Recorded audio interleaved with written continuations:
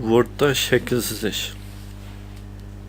Hem de biz Word'da bazı mezmunlarni tayyorlagan vaqtimizda bazı hujjatlarni buningki yazık bilan birga shakl qistirishga ehtiyojimiz tug'ildi. Bundaq vaqtlarda biz Word'ning o'zidan foydalanib ba'zi oddiy shakllarni sizib Word'ga qistira olamiz. Shakl sizishga munosabatli mazmunda bizningki so'zlamoqchi bo'lgan asosiy mazmunlar shaklni sizish, gruppalash ve şeklinin ichiga tekst qistirish. Ondan bu şeklni har xil uslub, unum bilan tahrirlash. Mush mazmunlarni ko'rib o'tamiz. Biz Word'da bir quruq batech oldik. Biz Uyg'urcha yoziq tahrirlaydigan bo'lg'achqa buning yo'nalishini o'zgartib olaylik. Hamda biz shakl sizish uchun yana o'xshashla qistirish betini tanlaymiz. Qistirish tizimligini tanlaymiz. Buning ichidan bu yerga qaraydigan bo'lsak shakllarda bir tur bor. Bu yerni olsak biz nurg'un tayyor shakllarni ko'ra olamiz. Biz o'zimizning hujjatiga mos kelgan shakllarni mush yerdan tanlab ishlasak bo'ldi. Masalan, tik to'rt bulon yoki bo'lmasa 55 deganga o'xshash. Biz buni xohlagancha tortib ekrlam sızsak buni ishlatamiz. Biz bu misolimizda bir konkretroq bir shaklni sizib ko'raylik. Masalan, biz hujjatimizga bir telefonning shaklini qistirmoqchi. Biz bu vaqtda oddiy bir telefonni sizib ishlasak bo'ldi.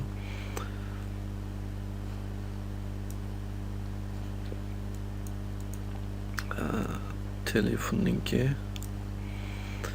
umumiy gavdasini sizib olaylik. Biz buning ichiga buningki ekronni sizaylik.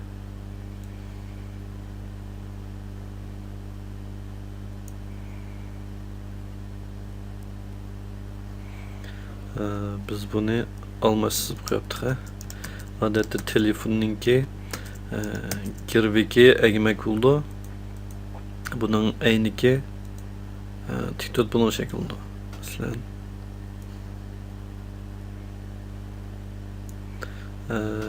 garchi kirviki bek egilib ketgan bo'lsa-mu, sizib turaylik. Buningki ekrani.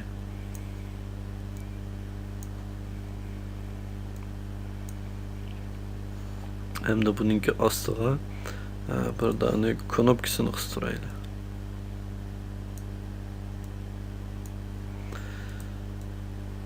Yani biz bir telefonning shakliga erishdik. Ammo buning rangi degandek yaxshi bo'lmadi. Shunga biz buning rangini tanlaylik. Ya'ni bu telefonninki umumiy rangi to'ldiradigan rang oq bo'lsin. Ekrani bu üçgen holatda buning rangi qora rang bo'lsin. Bu knopkasining rangini o'zgartib qo'yaylik. Knopkaning rangi bu xil shaklda bo'lsin. Yana biz bir telefonni sizib oldik. Endi biz bu shaklni başka yo'tkab ishlatishimiz mumkin, tekstlar bilan aralashtirib ishlatishimiz mumkin. Biz bu telefonni odatda 3 tane shakldan sizdik. Bir dona egri girvaklik tik to'rt bulon, bir dona tik to'rt bulon, yana bu yerda knopkaga yana bir egri girvaklik tik to'rt bulon ishlatdik. Yani 3 tane shaklni birlashtirib ishlatdik. Endi biz buni bevosita yo'tkaymiz desak, buningki ma'lum bir silam yo'tkilib boshqasi qolib qoldi, yana chuvilib ketdi. Shunga biz buni asli qaytarib olib, buni grupplab ishlatishimiz kerak. Grupplash uchun biz mushu shakldagi umumiy shakldagi barliq tarmoq shakllarni tanlab olamiz. Tanlaganda birinchisini tanladik. İkincisini tanlash uchun kontrol knopkasini bosib turib tanlaymiz. yana qaraydigan bo'lsak, ikkisi tanlandi. Kontrolni bosgan vaqtda bu mousening yoniga bir dona qush belgisi paydo bo'ldi. Endi biz 3-chi belgini tanlaylik. Tanlab bo'ldik. Bunu tanlab bo'lgandan keyin biz bu yerdan gruplash belgisini tanlasak, bu gruplandı yoki bo'lmasa buni 3-chisini tanlab bo'lgandan keyin 10 knopkani bassak, yana bu yerda gruplash deb bor. Biz gruplab bo'ldik. Nima grupini çuv etmekçi olsak, buni ayrim bitirib qo'ymoqchi olsak, grupsizlash deganni tanlasak bo'ldi. Yani biz bunu grupladik, hamda buni yo'tkizsak, hammasi birga yo'tkildi.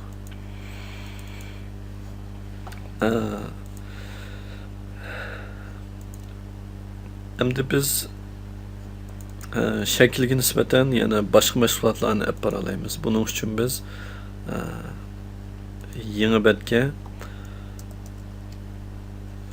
yana ayrim bir shakldan birini chizaylik.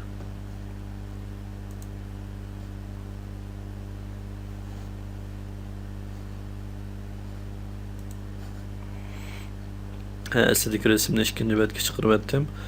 Birinchi betga davomli shakl chizaylik. Buning uchun biz programmalashdagi 3 qatlamliq programmalash texnikasining qurilma rasmini chizaylik. 3 qatlamliq programmada ya'ni mulozimat qavati yoki qatlami, kasbiy logika qatlami va ko'rinmayuz qatlamidan iborat 3 dona qatlam bor. Buning uchun biz mulozimat qavati yoki mulozimat qavatida bizning programmamizda sondan bor bo'lsa, sondan belgisini chizaylik. Bu eng tuvan qatlam. Uningdan keyin biz kasbiy logik qavati.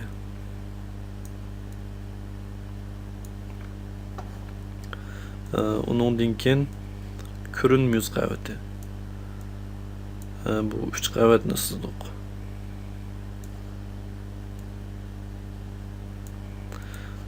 Bu umumiy jihatdan bir shakl bo'ldi. Cho'ng kichiklikni tanishib olaylik. Endi bularga biz xat yozishimiz kerak. Xat yozmoqchi bo'lsak, bu xohlagan bir shaklni tanlab, 10 knopkani bosgandan keyin tekst qo'shish, yana bu tizimlikni tanlaymiz. Bu xat yozg'ili bo'ladigan holat ekan. Endi biz bu yerga o'zimiz xat yozsak bo'ldi. Kirgizgichni uyg'urcha tanishaylik. Sondan qavati. Tekstni tanlagandan keyin biz yana burungi tekstlarga o'xshash buningkiga har xil tanlashlarni bera olamiz. Yana bosh bet, buningki xat nusxasi, xat numerining cho'ng kichikligi, mana sondan qavati. Buningki o'rnatganga o'xshashlarni bevosita tanlab belgilanadi. Tekstning qurolliqi deganga o'xshash, yana boshqa tekst tayyorlash mashg'ulotlari bilan o'xshash. Ikkinchi qavatga yana o'xshash usulda tekst qo'shsak bo'ldi. Yana bu kasbiy logik qavati. Bu tekstni o'zgartirib olaylik.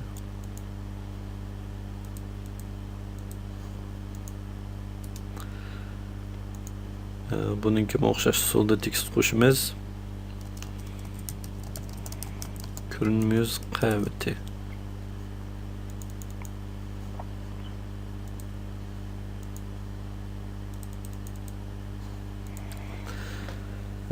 Yana biz 3 qatlamliq programminingki umumiy qurilmasini chizdik. Hamda bu qurilmaningki yo'nalishi odatda ostidan ustiga bo'ldi.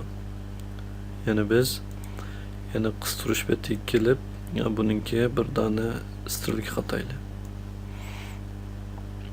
Hamda biz stirlkani chizdik, lekin bizga lozim stirlka tuvandan yuqoriga yo'nalgan stirlka. Buni biz o'zgartirish uchun qaraydigan bo'lsak, bu stirlkani tanlagandan keyin buningki girvaklari xil chikit bor, bu orqali biz buning cho'ng kichikligini tanishay olamiz. Bu seriq tochka orqali stirlkaningki cho'ng kichikligini tanishaymiz. Endi bu yerdagi egmek strilka orqali biz buni aylantıra alaymiz. Masalan, bunu besip bu yoqqa tassak strilka tikolatga keldi. Endi biz buni bu yerga kelib cho'ng kichiklik nisbatan yana ozroq o'zgartishga ko'zlaydi.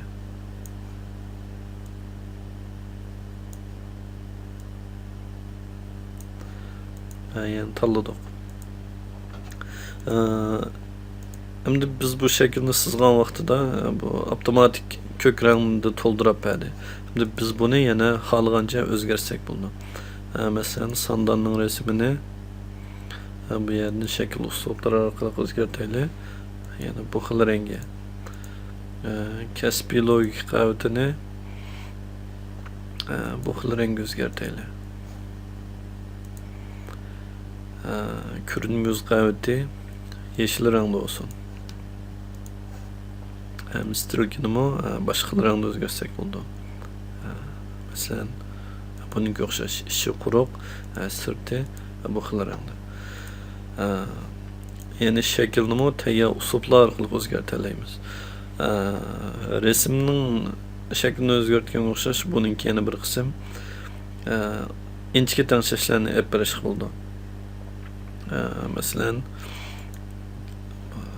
resimning shaklininki, ramkininki rengi yoki ichiga to'ldiradigan rang. Ramki rengi, to'ldiradigan rang. Ondan boshqa tayyor unumlar, masalan, soya tushirish, 3D unum deganga o'xshash o'zgartib bersak bo'ldi. Masalan, biz bu shakldagi 3D unum kirgizib boqaylik. Buningga o'xshash. Yoki bo'lmasa texnik gavdalikroq shakl kirgizmoqchi bo'lsak, buningga o'xshash o'zgartib bersak bo'ldi.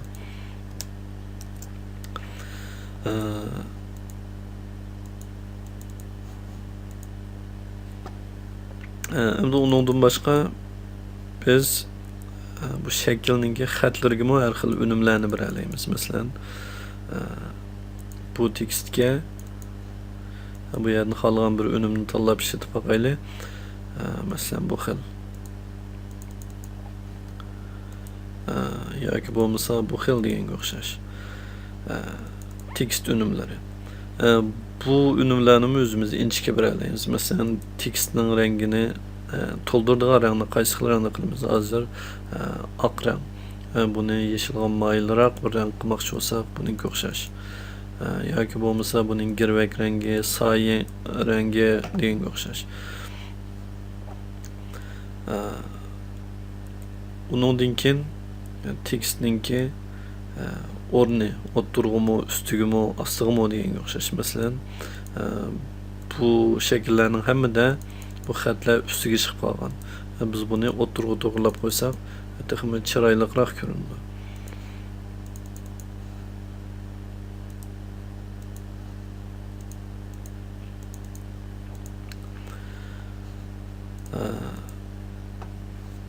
Undan boshqa buning cho'ng kichikligini biz har bir shaklninki bu yerdan ayrim-ayrim tanishib beralaymiz. Hamda buni sizib bo'lgandan keyin biz yana buni guruhlab ishlatganimiz tuzuk. Yana bir rasmni tanladik. Kontrolni bosib turib yana birini, yana buningki girvikiga kelib tanlasak bo'ladi. Yani strilka 4 tane shaklni tanlab bo'ldik. 10 knopkani bosib gruplash tizimligidan gruplashni tanlasak, bu bütün bir shakl bo'lib gruplandi. Buni biz bevosita ishlatsak bo'ladi.